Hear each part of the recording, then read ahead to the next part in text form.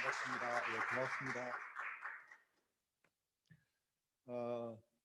금방 사회자께서 저를 아주 석학이라고 칭해 주셨는데 전혀 석학이 아닙니다. 열심히 제 분야에서 아직까지 초보자의 마음으로 학문의 길을 닦고 있는 사람이라고 저는 제 자신을 이야기하고 싶습니다. 저는 현재 중앙대학교 행정학과에 재직하고 있고요. 사회자가 금방 말씀하셨지만 그전에는 건국대학교 모교인 건국대학교 사회복지학과에서 근무를 했습니다. 제 전공이 행정학과 사회복지학을 넘나드는 이 가교가 있었고, 그 다음에 조금 이걸 재밌게 하기 위해서 학문적인 연구만 한 것이 아니고 소설도 좀 몇 편 썼습니다. 남북 통일에 관한 소설도 썼고요. 그 다음에 2019년도에는 우리 개성공단을 중심으로 해서 일어날 수 있는 남남북녀의 금지된 사랑 이야기를 주제로 해서 영어로 써가지고 영국에 있는 출판사에서 소설이 2019년도에 나왔습니다. 그 소설 제목이 Beyond the Division, 분단 그 너머라는 제목으로 나와 있는데 그냥 제가 다양한 영역에서 활동을 하고 있다는 것을 여러분들한테 말씀드리고 싶어서 그 소설 이야기를 끄집어냈습니다. 관심 있는 분들께서는 한번 인터넷을 통해서 한번 살펴보십시오. 제가 학문을만 하는 딱딱한 영역의 사람이 아니라 상당히 다양한 영역에서 여러 가지 재밌는 일을 많이 하고 있다는 것도 여러분들한테 말씀드리고 싶습니다. 오늘 이렇게 귀한 자리에 저를 모셔주신 한국평화종교학회 회장님, 주재한 교수님께 정말 감사드립니다. 이런 자리에서 제가 이런 말을 할 수 있게 된 것을 정말 무한한 영광으로 생각합니다. 또 이 학회를 준비해 주신 임원 여러분들, 제가 학회를 해봤기 때문에 얼마나 많은 고생을 하는지 알고 있습니다. 회장님은 아주 이렇게 그냥 근사하게 나와서 여러 가지 활동을 하는 모습을 보여주시면 되지만 사실 임원들은 그 뒤에서 굉장히 많은 잔잔한 노력을 하고 있거든요. 정말 임원들께 감사드립니다. 제가 오늘 여러분들께 드릴 말씀은 코비드-19 팬데믹과 평화라는 주제입니다. 이 주제를 가지고 좀 기조 강연을 해줬으면 좋겠다라는 부탁을 받고 상당히 많은 고민을 했습니다. 평화가 도대체 뭔가에 대한 고민, 그 다음에 코비드-19 팬데믹이라는 것이 도대체 우리에게 어떤 의미를 던져주고 있는가에 대한 나름대로의 고민, 그래서 제 자신만의 고민을 가지고 여러분들께 하고 공유하는 것이 너무 무례한 것이 아닌가라는 판단을 했습니다. 그래서 시간이 별로 없었지만 우리 요즘 정보화 시대에 살고 있기 때문에 사이버 조사 방법을 통해서 우리 지금 현재 대한민국이라는 작은 사회에서 살아가지만 대한민국 구성원 모두가 다 지구촌의 한 작은 마을에서 살고 있는 사람들이라고 생각하고 있거든요. 그 사람들이 생각하고 있는 평화와 팬데믹은 도대체 어떤 의미를 갖고 있는 것인가에 대해서 한번 조사를 해보고 그 조사에 대한 결과를 한번 살펴봤습니다. 그랬더니 제가 생각하고 있는 것과 크게 많은 차이가 나지 않았고, 이것이면 여러분들하고 공유해도 큰 문제가 없겠다라는 생각을 했습니다. 저는 코비드-19 팬데믹 이것을 한마디로 저 친구들하고 이렇게 많은 가끔씩 이야기를 하고 있지만 인류의 바이러스에 대한 전쟁이다.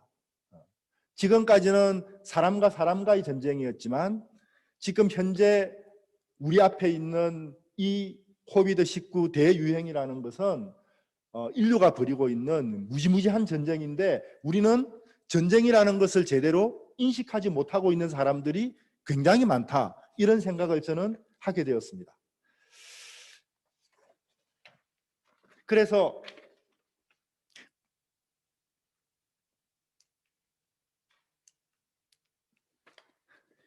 이 주제를 놓고 여러분들하고 한번 내용에 따라서 한번 말씀을 드려보겠습니다. 코비드-19 대유행은 인간 생명을 위협하고 있습니다.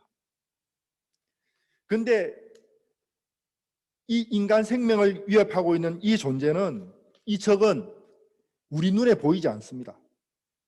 전대미문의 전쟁이라고 표현할 수가 있습니다. 적군은 세계 곳곳에 침투해서 전 세계 1억 2,700만 명의 확진자들, 적군이 우리한테 보낸 일종의 인명 손실입니다.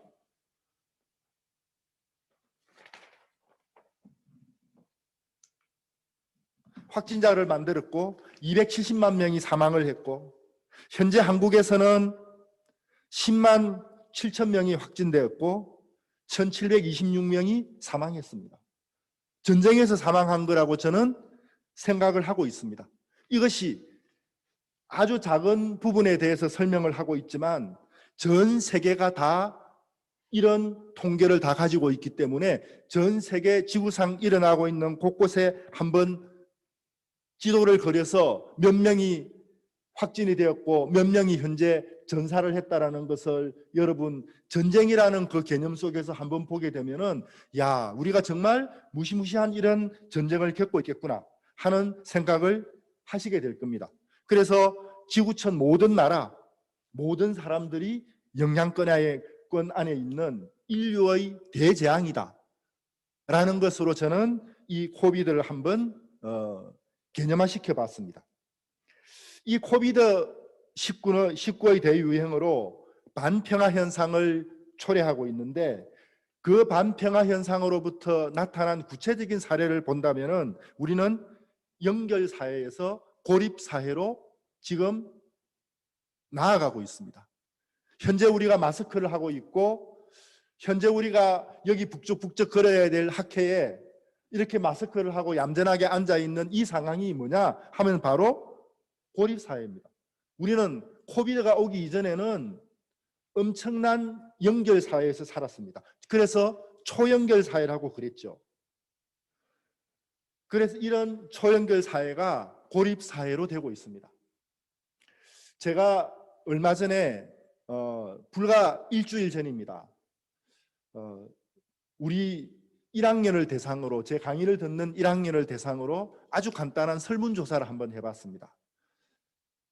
도대체 코비드에 대해서 어떻게 생각하고 있는지, 우리 생활에 통제를 주고 있는지 통제를 주고 있지 않은지, 크게 불편한지 크게 불편하지 않은지, 이런 것에 대해서 질문을 했더니 1학년, 2학년의 저학년과 3, 4학년의 생각이 굉장히 달랐습니다. 저는 너무 깜짝 놀랐어요. 1, 2학년들은 초연결 사회를 3, 4학년들보다도 경험하지 못한 세대였기 때문에 그렇게 거부감을 느끼지 않고 있었어요. 이미 우리는 어떻게 됩니까? 고립사회라는 이 사회 속에서 살아가면서 어떻게 보면은 길들여지고 있는 가정이다, 이렇게 설명하고 있거든요. 물론 길들여지게 되면은 편하게 살 수는 있습니다. 그런데 우리는 초연결 사회를 경험했기 때문에 이 초연결 사회가 우리에게 가져다 주는 엄청난 이익을 우리는 이미 보고 맛을 봤거든요. 이 초연결 사회를 우리는 뭐라고 했느냐 하면은 세계화가 된 사회라고 표현을 했습니다. 코비드가 오기 전에는 모두가 다 우리는 세계화를 외쳤습니다. 지역화가 세계화다, 세계화가 지역화다, 이런 점에 대해서 굉장히 많은 논의를 하고 있었고 굉장히 많은 편익을 누리고 있었습니다. 그런데 하루아침에 고립주의가 되고 폐쇄주의가 다시 등장하게 되는 그런 사회 속에서 우리는 살고 있습니다. 정상적인 경제 활동도 붕괴되고 있고 사회적 교류 기반이 지금 와해되고 있습니다. 여러분들도 굉장히 많은 불편을 느끼고 계시겠지만 외국에 친구들도 있고 외국에 또 뭐 가까운 사람들도 있는데 학술대회도 있고 한번 가고 싶은데 갈 수가 없거든요. 교류 기반이 무너지고 있습니다. 물론 인터넷을 통해서 다양한 교류를 할 수가 있지만 우리는 사람과 사람과의 휴먼 타치라는 것을 이제는 그리워하게 되는 그런 상황 속에서 살아가고 있습니다. 지금 저는 이렇게 생각합니다. 평화의 기반이 무너지고 있고 인류 사회의 대위기를 맞고 있다. 이게 우리의 현주소라는 겁니다. 백신이 개발돼 가지고 우리 인류가 코비드19에 대해서 다양한 방식으로 지금 작전을 펼치고 있습니다. 그런데 이스라엘을 보게 되면은 상당히 백신을 많이 맞은 나라죠. 60, 70% 정도가 백신을 맞은 것으로 알고 있습니다. 처음에 백신을 맞기 전에는 한 4,000명 정도가 일일 확진자가 나왔는데 지금 어제 보니까 한 400명 정도로 줄었더라고요. 미국은 백신을 보급하기 이전에는 한 15만 명 정도가 나왔는데 지금 6만 명 정도로 줄어들었습니다. 근데 이것이 우리 인류가 코비드19에 대한 반격이지만 반격이라는 것은 완전히 괴멸시킬 수 있을 때에 우리가 승리를 할 수가 있는 거거든요. 근데 세계 각국의 코비드는 어떤 변종을 만들어내고 있습니다. 이것을 통해서 새로운 방식으로 우리를 공격하게 될지, 과연 우리가 코비드19에서 벗어날 수 있을지, 여기에 대해서 아직까지 확실한 답을 과학자들도 내리지 못하고 있다는 겁니다. 그 다음 페이지에 넘어가겠습니다.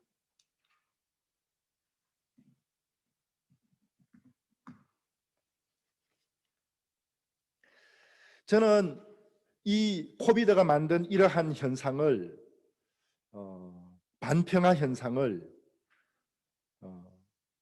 코비드 이전의 상황 그리고 코비드를 현재 경험하고 있는 전쟁의 상황 그 다음에 언젠가는 모르지만은 이 코비드와의 전쟁이 끝나고 나면은 미래에 과연 우리가 초연결 사회로 세계화 사회로 복귀할 수 있을 것인가 라는 이 세 가지 점을 가지고 한번 분석을 시도하려고 합니다. 코로나가 초래한 반평화 현상을 한번 분석해보고 이것이 현재, 과거, 미래 사이에 어느 정도 차이가 있는지, 만약에 과거와 현재 사이에 큰 차이가 없다면은 과거와 미래 사이에 큰 차이가 없다면은 우리는 복귀 가능성이 있겠죠. 회귀 가능성이 있을 겁니다. 그 다음에 또한 저는 우리 사회를, 우리뿐만 아니라 세계 각국의 사회를 형성하고 있는 축이 크게 네 가지가 있다고 저는 생각하고 있습니다. 우리 흔히 제1섹터, 제2섹터, 그 다음에 제3섹터라고 이야기를 하고 있죠. 제1섹터로서 민간경제, 제2섹터로서 정부의 역할, 제3섹터로서 뭐 시민단체라든지 NGO의 역할, 이런 것을 생각해 볼 수가 있습니다. 그런데 제1섹터와 제2섹터와 제3섹터가 나오게 된 가장 기본 바탕이 뭐냐 하면은 시민사회라고 생각하고 있습니다. 그래서 시민사회도 우리가 열려있는 사회이기는 하지만 굉장히 중요한 우리 사회의 축이라는 관점에서 이 중심축의, 네 개의 중심축의 역할이 도대체 어떤 수준에서 우리 반평화 현상에 대해서, 코로나가 가져온 반평화 현상에 대해서 역할을 하고 있는지, 미래에 어떤 역할을 해야 될 것인지에 대해서 한번 생각해 봤습니다. 그리고 사이버 조사를 통해서 이것을 한번 분석해 봤습니다. 그 다음에 마지막으로 이 내용을 바탕으로 해서 평화를 관리할 수 있는 거버넌스 구축을 할 수가 있다면 어떤 방식으로 구축을 해야 될 것인지에 대해서 여러분들하고 담론을 할 수 있는 일종의 방향을 제시하고자 했습니다.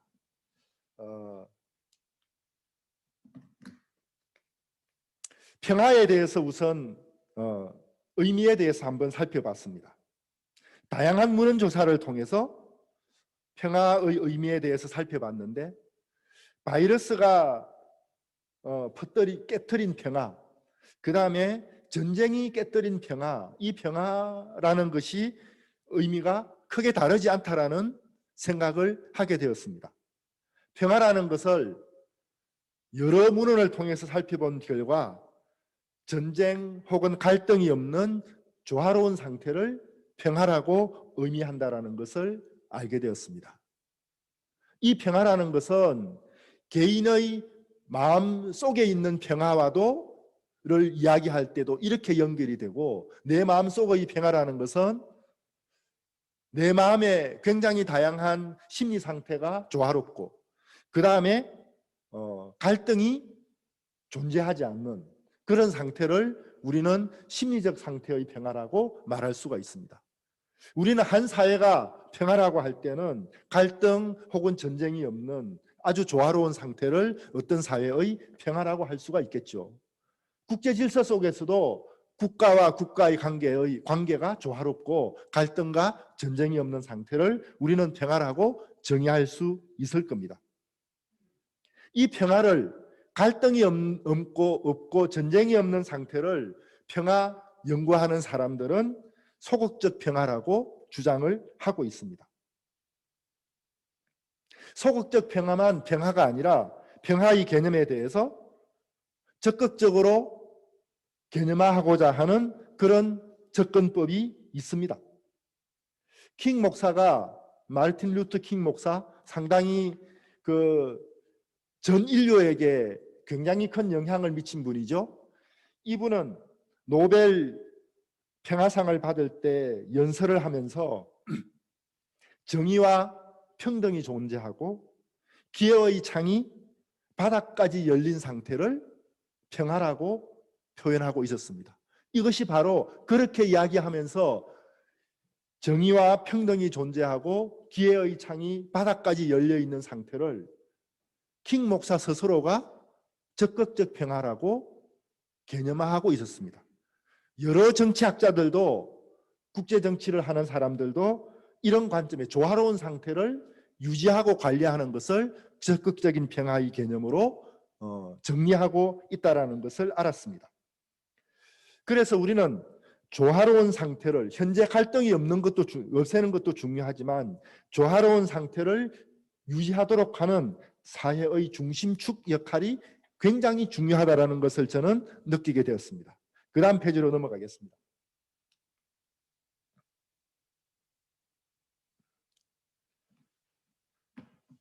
이 그림을 보면은요, 조화가 있고 그 다음에 다른 쪽 끝에는 갈등이 있습니다. 조화의 구성 요소를 여러 문헌을 통해서 찾아본 결과 기회, 신뢰, 교류, 공정으로 설명할 수가 있었고, 갈등의 구성 요소로서 사회 갈등, 폭력, 정치적 통제, 사회 경제적 통제라고 요약할 수가 있었습니다. 우리 왼쪽을 보게 되면은 조화가 많고 갈등이 아주 최소화되어 있는 상태를 우리는 조화로운 상태라고 이야기하고 평화로운 상태라고 설명을 할 수가 있습니다.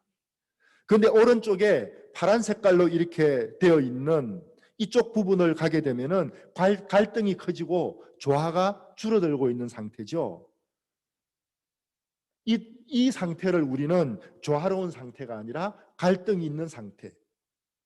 제가 임계선이 어딘지는 정확하게 모르겠지만 조화보다도 갈등이 큰 사회가 되게 되면은 임계선을 이미 넘고 있는 사회다.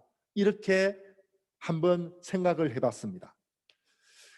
그래서 평화의 개념을 우리 일반 국민들이 생각하고 있는, 우리 사회 구성원들이 생각하고 있는 평화는 도대체 어느 정도 수준인가, 여기에 대해서 제가 사이버 조사를 통해서 분석해 본 거죠.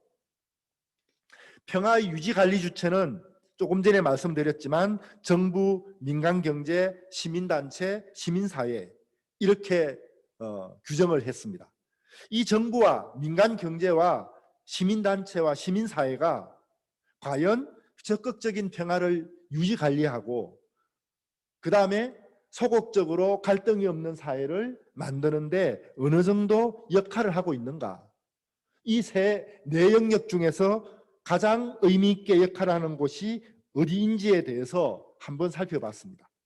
특히 제가 여기에서 주목하고 있는 부분은 시민단체와 시민사회였습니다. 시민사회는 많은 사람들이 열려있는 공간이고 많은 다양한 시민들이 흩어져 살고 있는 상태이기 때문에 이 시민단체를 하나의 사회축으로 규정할 수 있을까에 대해서 회의적인 생각을 할 수도 있습니다. 그렇지만 우리 인류 역사를 돌이켜보건대 시대적 상황이 위기에 처하게 되면은 항상 시민사회가 나섰습니다.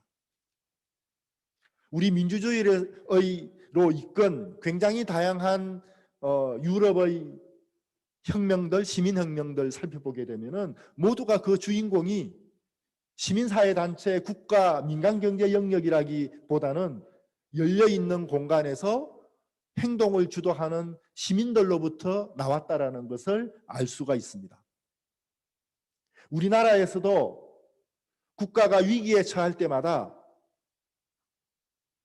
열린 광장에서 나와서 다양한 개혁을 부르짖은 사람들이 바로 시민사회였습니다. 그래서 시민사회의 역할은 굉장히 중요한 역할을 한다라고 생각을 하고 시민사회가 과연 이 코비드 상황에서 어느 정도 역할을 수행하고 있는지에 대해서 상당한 관심을 가지고 저는 분석을 해봤습니다. 다음 페이지에 넘어가도록 하겠습니다. 분석을 하기 전에 설문조사를 통해서 분석하기 전에 코비드19와 우리 사회의 반평화 현상에 대해서 한번 요소에 도대체 어떤 험난한 반평화적 요소가 있는지에 대해서 한번 봤거든요. 그러니까 첫 번째로 가장 눈에 띄는 것이 남북한 긴장 고조 현상이었습니다. 코비드가 그것을 반드시 영향을 미쳤다고 할 수는 없지만 코비드가 상당히 큰 영향을 미쳤을 것이라고 생각을 합니다. 우리 남북 교류협력사무소가 폭파됐죠. 그 다음에 최근에 얼마 사이에 북한에서 미사일을 날렸습니다. 우리는 지금 코비드 때문에 남북한 긴장이 얼마나 크게 일어나고 있다는 것을 느끼지 못하고 인식하고 있지 못하지만 해외에서는 굉장한 남북한의 위기로 보고 있는 사람들이 많습니다. 지금 이 상황에서 우리는 남북평화협력 기제를 만들어낼 수가 있어야 됩니다. 정부에 나서든 민간경제에서 나서든 시민단체에서 나서든 아니면은 시민사회가 나서든 그런 평화를 위한 평화유지관리 기제가 전혀 지금 존재하고 있지 않는 상황입니다. 두 번째로 우리가 생각할 수 있는 것은 코비드 초기에 협중 현상이 발생했습니다. 이 협중 현상은 보수와 진보의 진영 갈등으로 이어지면서 더 험악한 쪽으로 발전을 하게 됐죠. 지금 협중 현상이 표면적으로 나타나고 있지 않지만 내부에서는 상당히 부글거리는 상황이라고 저는 진단하고 있습니다. 방역 수칙으로 인해서 굉장히 큰 갈등이 우리 사회에 일어나고 있습니다. 경제냐, 방역 수칙이냐, 선을 어디에 정할 것이냐. 지금 전쟁 중에 목숨을 잃고 가정을 파괴된 사람들은 어디 가서 호소할 데가 없었습니다. 역대의 전쟁이 다 그랬죠. 그런데 코비드19 대유행 상황도 마찬가지입니다. 직장을 잃은 사람도 많고 자영업을 하다가 문을 닫은 사람들이 많고 굉장히 많은 사람들이 지금 위기를 느끼고 있고 그의 삶이 붕괴 직전에 가 있음에도 불구하고 그 사람들이 표면화되고 있지 않을 뿐이지 우리 사회가 굉장히 큰 위기에 처해 있습니다. 자영업자 3분의 1이 도산 위기래죠. 제가 한 이야기가 아니고 기사에 나온 이야기입니다. 노동자 100명 중에 5명이 일자리를 잃었습니다. 교육 불평등도 엄청나게 심각합니다. 단적으로 표현하는 것이 대치동원 불야성인데, 단적으로 표현하고 있는 것이 대치동원 불야성인데 학교는 문이 닫혀 있더라. 이게 뭐냐 하면은 바로 교육 불평등이 굉장히 심화되고 있다는 겁니다. 어떤 가정에서는 컴퓨터가 없어서 온라인 수업을 제대로 못 듣는 사람들도 있어요. 그 다음에 이 질병은 평등한 질병인 줄 알았더니 부자도 감염될 수도 있고 가난한 사람도 감염될 수도 있는 것으로 생각했는데 초기에는 그랬습니다. 지금 현재 어떤 현상이냐 하면은 가난한 사람들이 더 많이 감염되더라. 감염되어서 목숨을 잃는 사람들은 가난한 계층에 더 많더라. 이게 우리의 현상뿐만 아니라 세계적으로 나와 있는 통계 수치입니다. 지금 또한 우리 사회는 조금 전에 제가 여러분들께 대학교 1학년들의 인식 구조에 대해서 이야기를 했듯이 거대한 통제 사회로 전환되고 있는 줄도 모릅니다. 제가 가장 정독은 하지 않았지만 재미있게 읽은 책 중 하나가 1986년도에 이 책이 나왔습니다. The Control Revolution이라는 책입니다.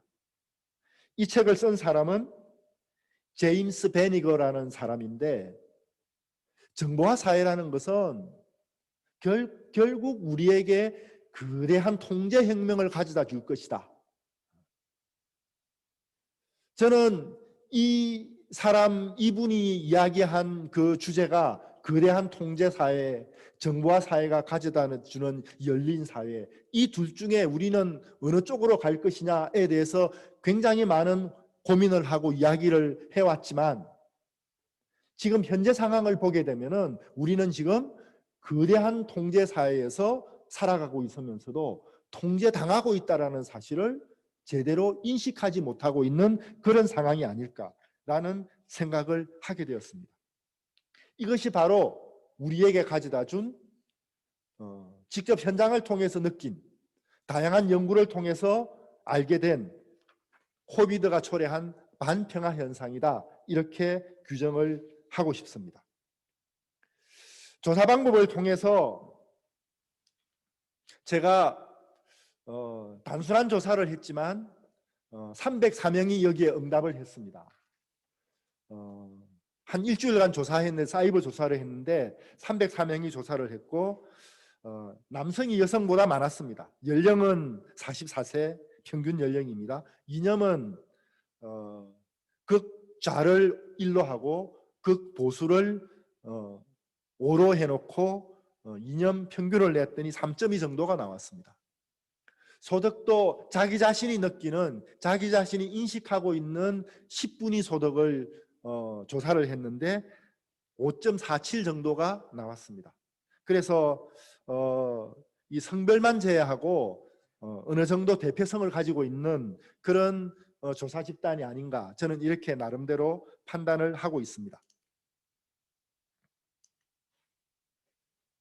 제일 먼저 현재의 우리 평화 수준에 대해서 한번 살펴봤습니다.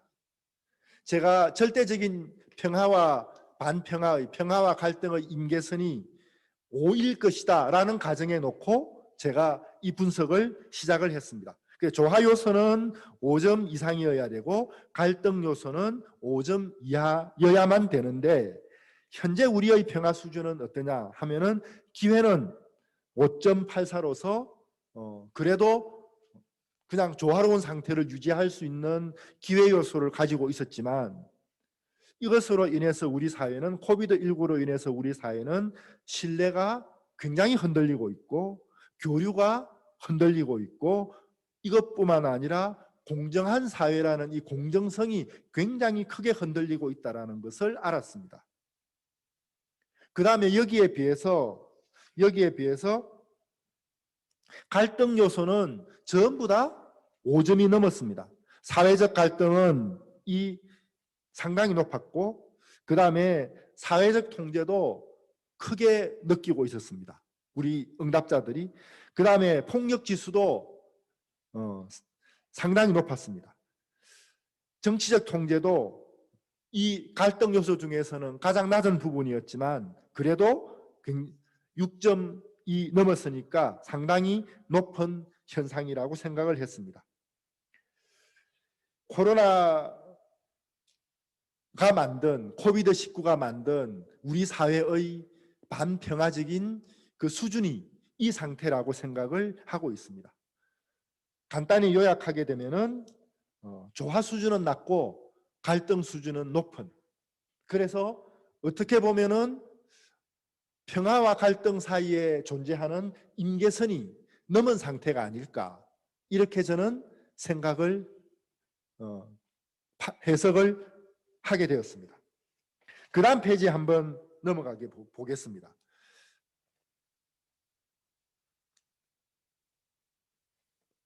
코비드 이전의 현상입니다. 코비드 이전 현상을 보게 되면은요, 우리 사회는 기회도 상당히 높았습니다. 6.9였습니다. 그 다음에 신뢰 수준도 어느 정도 높았습니다. 교류도 6.89라고 할 정도로 상당히 높았습니다. 공정 수준은 그렇지만 코비드 이전에도 상당히 낮다라고 판단을 하고 있었어요. 여기에 보수 진영 쪽이 많이 답을 해서 그런 것이 아닌가, 혹은 진보 쪽이 많이 답을 해서 그런 게 아닌가, 이렇게 의심을 하지 않아도 됩니다. 왜냐? 제가 여기에 인구 통계학적 조사를 내놓았을 때에 그 이념 수준이 중도 정도였기 때문에 그렇습니다. 그래서 공정 수준이 굉장히 낮다고 보는, 우리 사회에 갈등이 있다면은 공정에서부터 나타날 것이다, 이런 생각을 할 수 있을 정도로 과거의 코비드 이전에도 공정 수준은 낮았다, 이렇게 생각을 하게 됐고요. 그 다음에 코비드 이전에도 보게 되면은 갈등 수준이 매우 높았다. 6점 이상입니다. 그 다음에 폭력 지수도 6.0 이상으로 높았고, 그 다음에 정치적 통제, 사회 통제도 결코 낮지 않은 수준이었다. 보수와 진보가 공히 느끼고 있는 그런 수준이라고 설명할 수가 있습니다. 코비드 대유행이 앞에 것과 여러분들 한번 비교해서 잠깐 한번 보여드릴 테니까 한번 보세요. 이러한 부분과 그림의 느낌이 상당히 조화가 어떻습니까? 조화 상태가 이전과 이후를 볼 때 이게 현재입니다. 이전에는 넓었죠.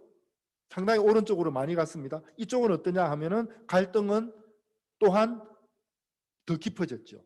코비드는 우리 사회의 조화를 점점 무너뜨리고 있고 갈등을 고조시키고 있다라는 실증적 결과라고 설명할 수가 있습니다.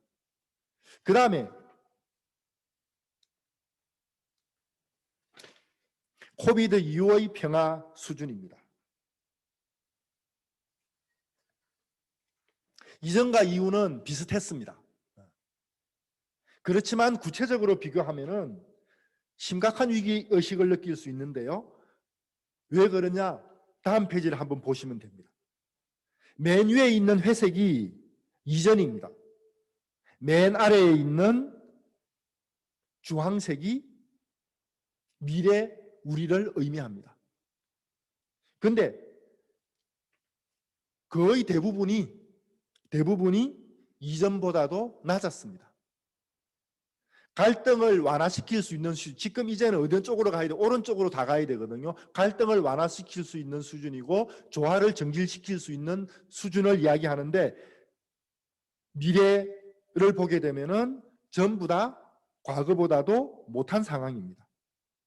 그래서 이것을 보고 저는 현재 코비드 대유행 속에 살아가고 있는 우리 사회 구성원들은 코비드19 이전으로 돌아가는 것에 대해서 상당히 회의적이구나.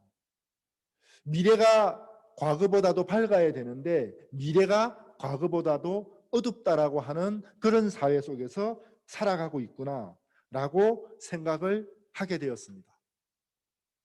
이런 인식하에서 그 다음 페이지부터는 정부의 역할, 그 다음에 시민사회의 역할, 민간 경제의 역할, 그 다음에 시민단체의 역할, 시민사회의 역할입니다. 먼저 정부의 역할입니다. 조화로운 상태를 가져오는데 정부의 역할이 어느 정도 수준이 되느냐? 5점이 중간입니다. 저는 이 네 영역을 비교했을 때의 정부 수준이 가장 낮았습니다. 적어도 정부는 조화로운 상태를 가져올 수는 없지만 가져오는 데는 약할지 몰라도 갈등이라든지 폭력이라든지 이런 요소 쪽에는 정부의 역할이 강하게 나오지 않을까 이런 생각을 했는데 전 모든 분야에서 정부의 역할이 가장 낮았습니다. 우리 사회의 구조적인 틀이 위협받고 있는 증거라고 저는 생각을 했습니다. 평화 유지 관리를 하기 위한 정부에 대한 신뢰가 굉장히 낮다. 그 다음에 두 번째로 민간 영역을 한번 살펴봤는데요. 민간 영역은 전체적으로 비교해서 조금 이따 말씀드리겠습니다. 민간 영역은 정부 영역보다는 높았고 정부 영역보다 높았고 열려있는 시민사회보다는 낮았습니다. 그래도 민간 영역이 의미가 정부와 시민단체보다는 높은 것이 민간 영역에 대해서 보내는 신뢰였습니다. 이념 수준이 진보라서 혹은 보수라서 그런 게 아닙니다. 진보 보수가 공히 포함하고 있는 응답의 결과였습니다. 시민단체의 역할도 정부보다는 낮지 않지만 상당히 낮았습니다. 그 다음에 맨 마지막으로 열려있는 시민사회의 역할이 가장 높았습니다. 그런데 문제가 되는 것은 전부 다가 부정적이었습니다. 5점 이하를 넘는 항목은 하나도 존재하지 않았어요. 그 내가 발표 논문에는 이것을 위해서 작성한 논문에는 제시했지만 여기에서는 너무 구체적으로 많아서 담지 않았는데 연령별로 한번 비교를 해보니까 우리나라의 40대는 정부를 신뢰하고 있었고 시민단체를 신뢰하고 있었습니다. 5점이 넘었습니다. 40대가 다른 인구 계층, 그 연령 계층하고는 상당히 독특한 그런 모습을 보여주고 있었습니다. 다음 페이지에 비교한 것을 한번 보겠습니다. 여기에 초록이 열려있는 시민사회의 역할입니다. 기회에서도 초록이 가장 길죠. 신뢰에 있어서도 열려있는 시민사회가 가장 깁니다. 교류에 있어서는 어떻습니까? 민간 영역이 두 번째, 민간 경제가 가장 깁니다. 그 다음에 공정에 있어서도 시민사회입니다. 그 다음에 갈등을 완화시켜주는 역할을 하는데 사회적 갈등입니다. 그것도 역시 시민사회가 가장 큰 역할을 할 수가 있다. 폭력을 완화시키는데도 시민사회가 나서서 해야만 가장 잘할 수 있다. 그 다음에 정치적 통제를 완화하는 데 있어서도 시민사회가 가장 잘할 수 있다. 사회적 통제를 완화하는 데는 민간 경제와 그 다음에 시민사회가 비슷한 역할을 할 것이다. 상대적으로 높습니다. 부정적이지만 시민사회 역할이 가장 상대적으로 높다라는 것을 알았습니다. 이 분석의 결과 앞에서 저는 우리 사회의 평화에 대해서 상당히 많은 걱정을 하게 되었습니다. 평화가 깨지면은 모든 것을 잃죠. 또한 우리는 코로나라는 이 중차대한 위기가 있을 뿐만 아니라 우리 북쪽에는 굉장히 우리가 해석하기에 모호한 북한이라는 정권과 우리와 피를 나눈 동포들이 살고 있어요. 동포라는 개념에서 보게 되면은 전혀 우리의 적이 아니지만 북한이라는 그 체제를 보게 되면은 우리는 심각한 위협을 때로는 느끼고 있거든요. 그래서 우리는 코비드와 북한의 위기 상황이라는 이것을 동시에 한번 생각해 볼 때에 우리의 갈 길이 도대체 무엇인가에 대해서 고민에 빠지지 않을 수가 없었습니다.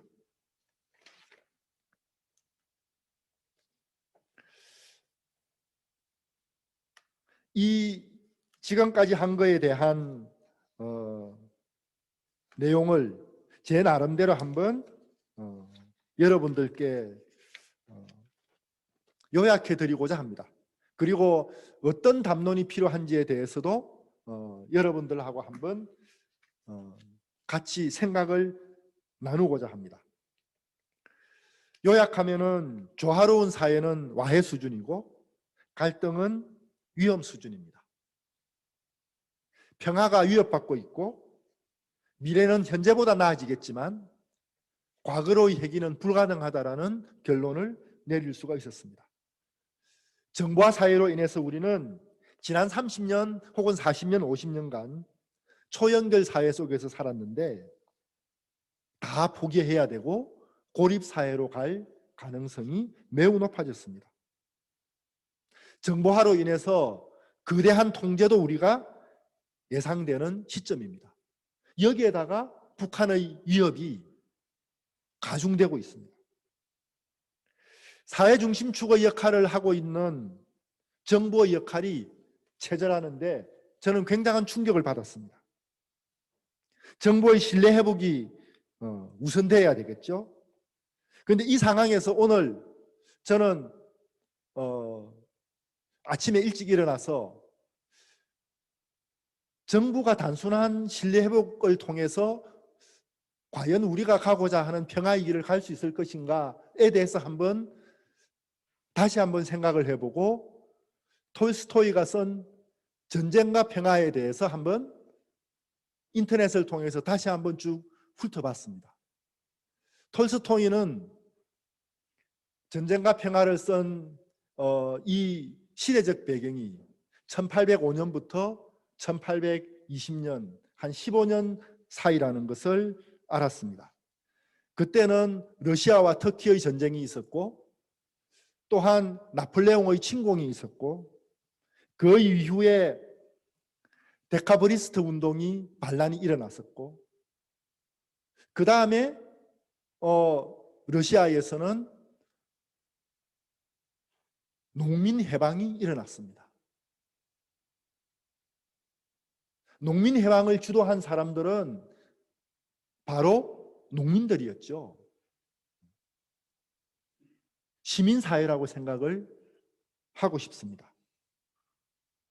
또한 톨스토이가 전해주는 메시지는 전쟁과 평화의 주인공은 영웅들이 아니고 작은 러시아 사람들이다.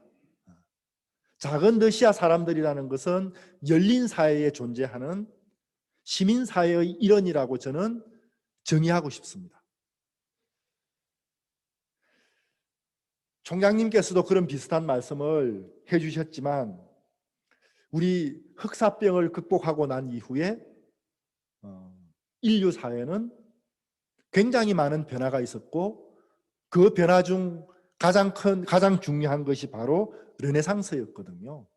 르네상스를 이끈 인물도 누구였냐 하면은 영웅들이 아니고 시민사회 일원들이라고 생각을 합니다. 시민사회에 대한 기대를 저는 해봅니다.